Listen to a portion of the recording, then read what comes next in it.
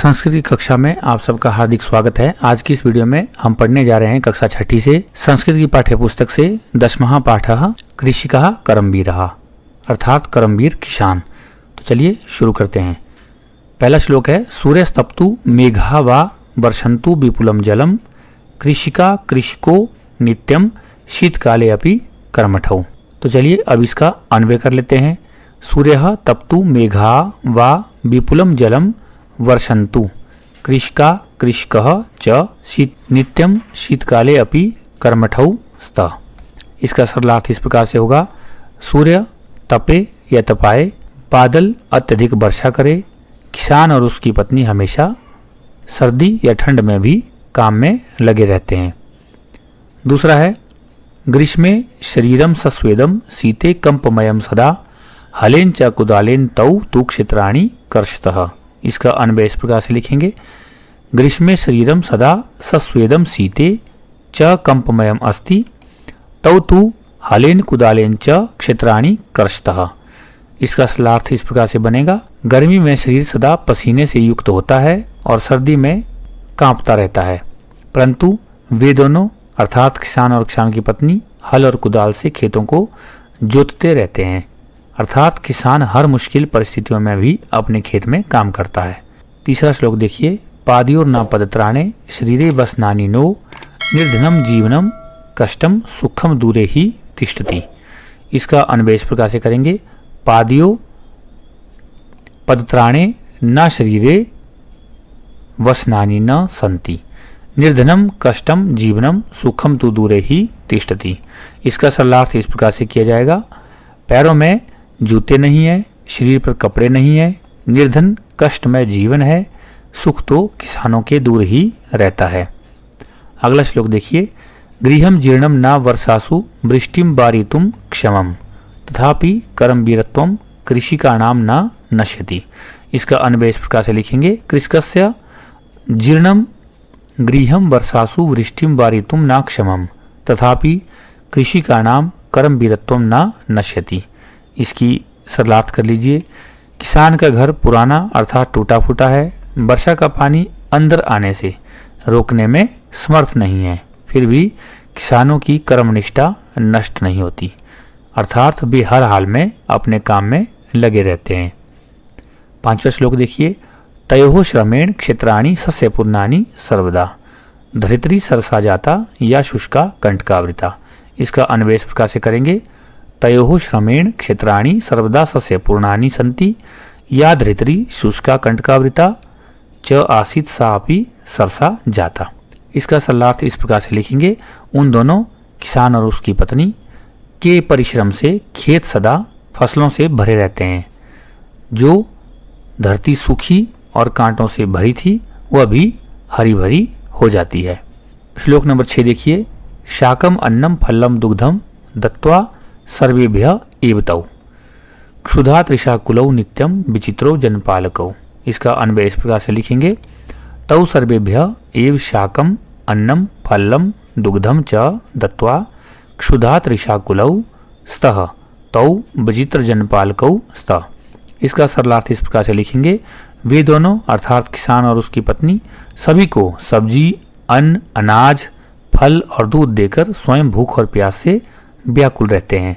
वे दोनों बड़े विचित्र होते हैं, अर्थात अनोखे जनपालक हैं, या किसान भी बड़े विचित्र होते हैं, अर्थात दूसरों की भूख मिटाने वाले किसान खुद भूखे रहते हैं। तो ये तो था इस पाठ के श्लोक। ये इस पाठ के कठिन शब्दार्थ हैं, इन्हें आप याद कर लें ताकि आपको यह पाठ अच्छे से समझ आ जाए। तो चलिए अब इसके कर लेते हैं अभ्यास को। सबसे पहले है उच्चारणम कुरुत, उच्चारण करना है आपने। सूर्यस्तप्तु वारितुम पदत्राणे जीर्णम ग्रीष्मे कंटकावृता शीतकाले अपि सस्यपूर्णानि क्षुधा त्रिशाकुलौ। दूसरा प्रश्न देखिए, श्लोकांशान योज्यत। यहाँ पे क स्तंभ में आपको कुछ एक श्लोकों के अंश दिए हैं, ख में भी कुछ एक श्लोकों के अंश दिए हैं, इन्हें आपने ठीक ठीक करके जोड़ना है। आपकी सुविधा के लिए यहाँ पे हमने इन्हें ठीक करके जोड़ा है, आप देख सकते हैं। गृहम जीर्णम न वर्षासु वृष्टिम वारितुम क्षमम हलेन च कुदालेन तौ तु क्षेत्राणि कर्षतः पादयोर्न पत्राणे शरीरे वसनानि नो तयोः श्रमेण क्षेत्राणि सस्यपूर्णानि सर्वदा धरित्री सरसा जाता या शुष्का कंटका वृता। इस प्रकार से आप इन्हें ठीक ठीक करके जोड़ लेंगे और पूरा कर लेंगे। प्रश्न नंबर 3 है उपयुक्त कथनानाम समक्षम आम अनुपयुक्त कथनानाम समक्षम न इति लिखित। अर्थात जो कथन ठीक होंगे उनके सामने आम लिखना है और जो गलत होंगे उनके सामने न। आपकी सुविधा के लिए यहाँ पे हमने यहाँ पे दे दिया है लिख करके, आप इसे देख सकते हैं। चलिए समझते भी हैं। कृषिकाः शीतकाले अपि कर्मठा भवन्ति। किसान ठंड में भी कर्मठ होते हैं, काम में लगे रहते हैं। तो क्या होगा आम। कृषिकाः हलेन क्षेत्राणि न कर्षन्ति। किसान हल से खेत नहीं जोतते हैं। तो क्या होगा न, अर्थात जोतते हैं। क देखिए अब कृषिकाः सर्वेभ्यः अन्नम यच्छन्ति। किसान सबके लिए अन्न देते हैं। तो हो जाएगा आम। कृषकाणाम जीवनम कष्टप्रदम न भवति। किसानों का जीवन कष्टकारी नहीं होता है। तो हो जाएगा न। कृषका क्षेत्राणि सस्यपूर्णानि करोति। किसान खेतों को फसलों से पूर्ण करते हैं। तो हो जाएगा आम। घ है शीते शरीरे कंपनम न भवति। ठंड में शरीर में कंपन नहीं होता है। तो हो जाएगा न, अर्थात होता है। अंग है श्रमेण धरती सरसा जाता। परिश्रम से धरती सुंदर होती है। तो हो जाएगा आम। इस प्रकार से आप इसे कर लेंगे। प्रश्न नंबर 4 है मंजुषातः पर्यायवाची पदानि चित्वा लिखत। यहाँ आपको ऊपर मंजुषा दी है, नीचे आपको एक स्तंभ दिया है और आपने इनको चुन करके ठीक ठीक लिखना है। आपकी सुविधा के लिए हमने यहाँ इसे ठीक ठीक करके लिखा है। वसनानि का होगा वस्त्राणि, सूर्य का रवि, तृषा का पिपासा, विपुलम का अधिकम, जीर्णम का जर्जरम, धरित्री का पृथ्वी। प्रश्न नंबर 5 है मंजुषाता विलोम पदानि चित्वा लिखत। अब आपने विलोम पद चुनने हैं मंजुषा से, उन्हें लिखना है। यहाँ भी आपकी सुविधा के लिए हमने दिया हुआ है, आप देख सकते हैं। सुखम दुखम, दूरे पार्श्वे, निर्धनम धनिकम, क्षमम अक्षमम, ग्रीष्मे शीते, सरसा निरसा। इसके बाद प्रश्न नंबर 6 है। यहाँ आपने प्रश्नों के उत्तर लिखने हैं जो आपके लिए यहाँ पे दिए हुए हैं, इन्हें आप इस तरह से लिख लें। क है कृषकाः केन क्षेत्राणि कर्षन्ति।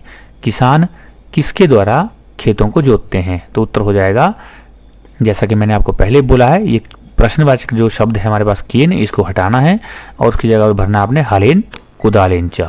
तो क्या बनेगा कृषकाः हलेन कुदालेन च क्षेत्राणि कर्षन्ति।